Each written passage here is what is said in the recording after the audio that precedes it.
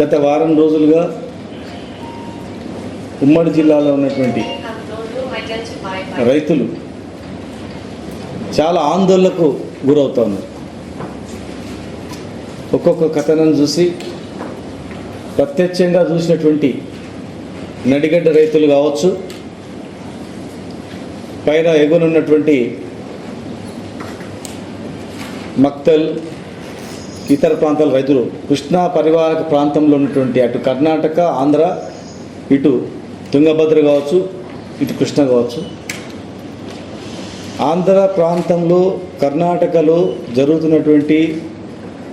జరగడానికి సిద్ధంగా ఉన్నటువంటి బ్యారేజీలు కావచ్చు, రిజర్వాయర్ల ఎత్తు కావచ్చు, అవన్నీ చూస్తూ ఉంటే అవన్నీ అయిపోతే ఇక మనకు పాలమూరు గతి ఏంది? పాలమూరు లిఫ్ట్ ఇరిగేషన్ల నీళ్ళు ఎట్లకించి వస్తాయి, కేఎల్ఐకి నీళ్ళు ఎట్లకించి వస్తాయి? ఇక మన బతుకు తెరువే వ్యవసాయం కదా. ఇన్ని స్కీములు, ఇన్ని లక్షలు పెట్టి, ఇన్ని వేల కోట్లు పెట్టి కట్టినటువంటి ప్రాజెక్టులు ఏమైపోతాయి? ఫ్యూచర్లో మన పరిస్థితి ఏంటంటే ఆందోళన కలుగుతూ ఉంది. నేను గౌరవ ముఖ్యమంత్రి గారికి, ఇరిగేషన్ మంత్రికి మరియు జిల్లా మంత్రులకు మేము చెప్పిన దానిలో వాస్తవం ఉందా కాదా మీరు ప్రత్యక్షంగా పోయి చూడండి.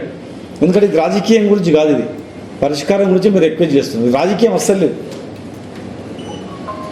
మన బతుకుదేరు మనం కొట్టకపోతే, మనం అడగకపోతే, మనం గ్రహించకపోతే, మనము అడ్డుకోకపోతే టోటల్ మా పాలమూరు జిల్లా మరణశాసనం రాసినట్లే రైతాంగానికి గుర్తుపెట్టుకొని.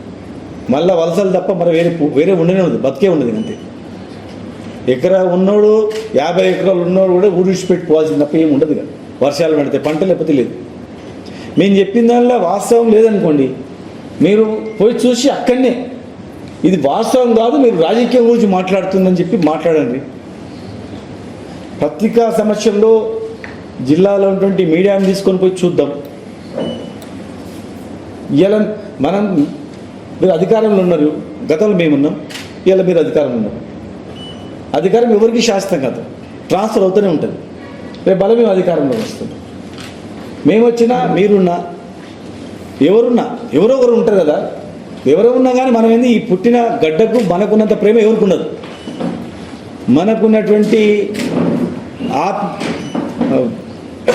మనకున్నటువంటిది ఎవరికి ఉండదు, ప్రేమ, ఆప్యాయత ఈ ప్రాంతం పైన. ఇలా మనం అందరం బతికేది వ్యవసాయం నుంచే బతుకుతాం తప్ప వేరే ఏం లేదు. ఏ కులం, ఏ వృత్తి బతకాలన్నా వ్యవసాయంతోనే, వేరే దందనే లేదు. మనం వేరే ఇండస్ట్రీసే లేవు. కనుక ఇలా మనము వాస్తవం ఉట్టి అని మేము మాట్లాడగానే లేదని ఉట్టి కొట్టుపడే కానీ దయచేసి. ఇలా తుంగభద్ర గేట్ ఓపెనింగ్ పేరు మీద 3 ముఖ్యమంత్రులు వచ్చారు కదా అక్కడ. ఇప్పుడు ముఖ్యమంత్రులు ఉన్నప్పుడు మరి అడిగినరా లేదో తెలియదు. మరి ఇరిగేషన్ మంత్రి గారు కూడా పోయింది, హెలికాప్టర్లో కనపడ్డదా అని అడుగుతా ఉన్నా.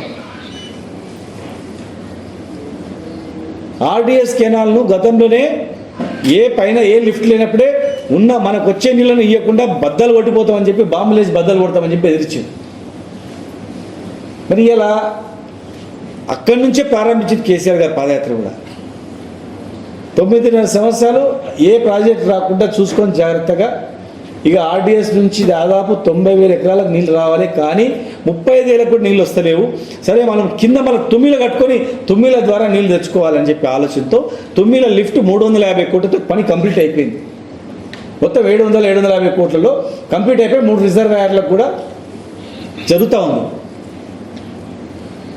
మరి ఇలా ఆర్డిఎస్కు 100 మీటర్ల దూరంలో ఒక బ్యారేజ్ కడుతుంటే పనులు స్టార్ట్ అయిపోయినవి. మరి దాని మీద ఏమి స్పందన లేకపోతే ఎట్లా?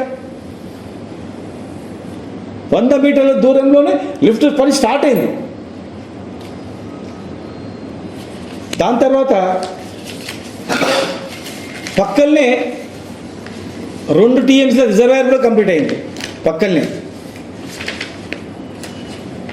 కప్పగల్ కురిడి దగ్గర 60% రిజర్వేషన్ మన రిజర్వాయర్ కంప్లీట్ అయింది. 100 మీటర్ల దూరంలో లిఫ్ట్ స్టార్ట్ అయింది. తర్వాత చిక్కమంచాల దగ్గర 5 టీఎంసీల రోడ్ కమ్ బ్యారేజీ పనులు స్టార్ట్ అవుతున్నాయి.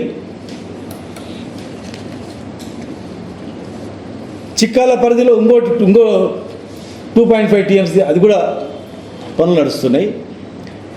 మరి మీ హెలికాప్టర్ పోయేటప్పుడు ఈ రిజర్వాయర్ ఎవరు కడుతుండే, కర్ణాటకలో ఎందుకు కడుతున్నారు అనేది గుర్తు రాలేదా? పక్కల లిఫ్ట్ పనులు జరుగుతున్నప్పుడు గుర్తు రాలేదా? ఇంకొక ఘోరం ఏం జరగబోతుందంటే, మీరు రేపు కాకపోతే ఎల్లుండి బయటపడుతుంది. తుంగభద్రలో ఆల్రెడీ టోటల్గా శాండ్ మట్టి అంతా నిండుకపోయింది. పక్కల 50 TMCల రిజర్వాయర్ మేము కొత్తది కడతామని కర్ణాటక ప్రపోజల్ పెట్టి నడుస్తుంది అది నావలి దగ్గర. అంటే నువ్వు తుంగభద్ర పైన తుంగ ఉంది, డ్యాము భద్ర ఉంది, కింద తుంగభద్ర ఉంది, మళ్ళీ తుంగభద్ర పక్కల నావలి రిజర్వాయర్ 50 TMCతోనో ప్రపోజల్ పెట్టిండు, అది నడుస్తుంది. నావల్ అయిపోయిన తర్వాత కింద చిక్కాల దగ్గర, కురిడి లిఫ్ట్ దగ్గర, చిక్కమంచాల దగ్గర అయిపోయిన తర్వాత మళ్ళీ ఇప్పుడు ఈ సర్క్యులర్ సర్కిల్ అని చెప్పి ఆంధ్రప్రదేశ్ చంద్రబాబు నాయుడు ఏం ప్రపోజల్ పెట్టిందంటే, ఈ గుండ్రేముల ప్రాజెక్టుది ప్రపోజల్ పెట్టింది. పక్క ఇది అక్కడ ఉన్న ఇరిగేషన్ అధికారుల యొక్క సమాచారంతో మాట్లాడుతూ ఉంది. గుండ్రేముల దగ్గర 20 TMCల రిజర్వాయర్కు ప్రపోజల్ పెట్టి ఏం చేస్తున్నారు తెలుసా? ఆ 20 TMCని ఎట్లా తీసుకుపోతారు? సుంకేసులోకి మళ్ళీ ఇస్తారు. సుంకేసులో టు కేసీ కెనాల్ కలుపుతారు. ఇక నువ్వు ఇవన్నీ అయిపోయిన తర్వాత నీకు తుమ్మిల దగ్గర తుమ్మితే కూడా నీళ్ళు రావు.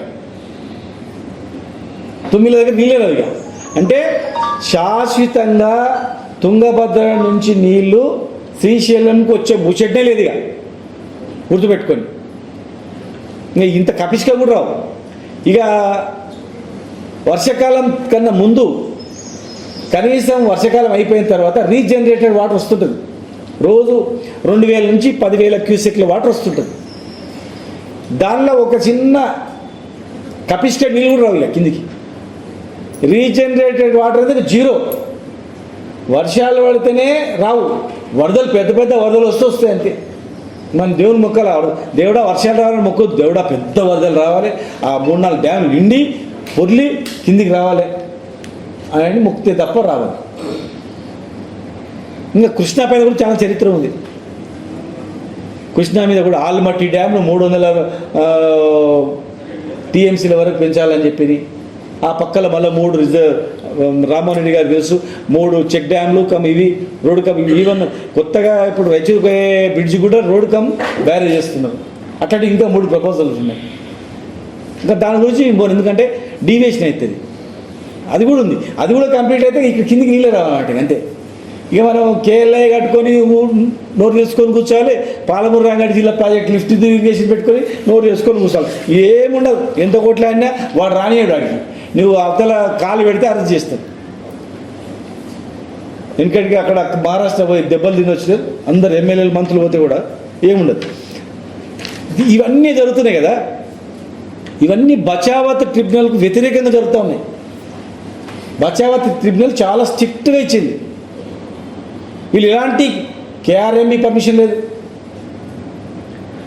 కృష్ణా రివర్ బోర్డ్ పర్మిషన్ లేదు, CWC పర్మిషన్ లేదు, పర్యావరణ పర్మిషన్ లేదు, ఏం లేదు. ఇంకా మన ముగ్గురం ఐక్యమైంది సరిపోయారా భయ్, నువ్వు ఇది చేసుకో అన్నట్లా అయిపోయింది అనమాట.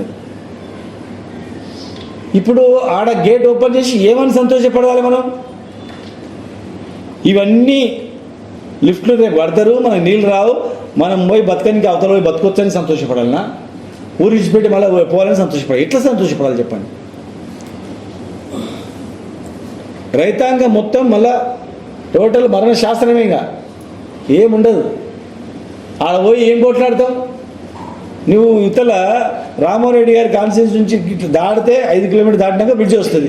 నువ్వు అవతల పోతే తీసి లోపల వాడేస్తావు, చూడడానికి కూడా పోనీ, ఏడు కూడా ఇస్తాం. ఇప్పుడే ఆపలేకపోయినప్పుడు కట్టినాక మేము ఎట్లా ఆపుతాం చెప్పండి? మీరు రాసి పెట్టుకొని తానింగు నీళ్ళు దొరకవు. ఇక ఇవన్నీ అయిపోయిన తర్వాత తానింగు నీళ్ళు రావు. నేను చెప్పిన దానిలో వాస్తవం కాదంటే సరే, ముఖ్యమంత్రి గారు ఇలా వచ్చిపోయింది, మళ్ళీ రేపు రాకపోవచ్చు. ఇరిగేషన్ మంత్రి హెలికాప్టర్లో వాళ్ళ కనపడలేదు, ఇతల పక్కన కూర్చున్నాను కనపడలేదు అనొచ్చు.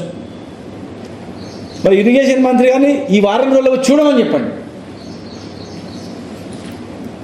ఈ వారం రోజుల్లో వచ్చి చూసి మేము చెప్పిన దానిలో ఏదైనా వాస్తవం లేకపోతే ఆర్డీఎస్ దగ్గర కర్ణాటక లిఫ్ట్ పనులు స్టార్ట్ కాలేదు, మీరు అబద్ధం చెప్పిరన్నా. కురుడి పక్కల 2 టీఎంసీ రిజర్వాయర్ 60% కంప్లీట్ అయ్యింది అని మేము చెప్తున్నాం. అసలు స్టార్టే కాలేదా, ఉట్టి మాటలు చెప్తున్నా. రాఘవేంద్ర స్వామి మఠానికి మంత్రాలయం పోయే రోడ్డు కంప్లీట్ 5 టీఎంసీలది బ్యారేజ్ పనులకు స్టార్ట్ అవుతుంది, అది కూడా లేదన్నా. మేము ఏమిటికైనా సిద్ధమే.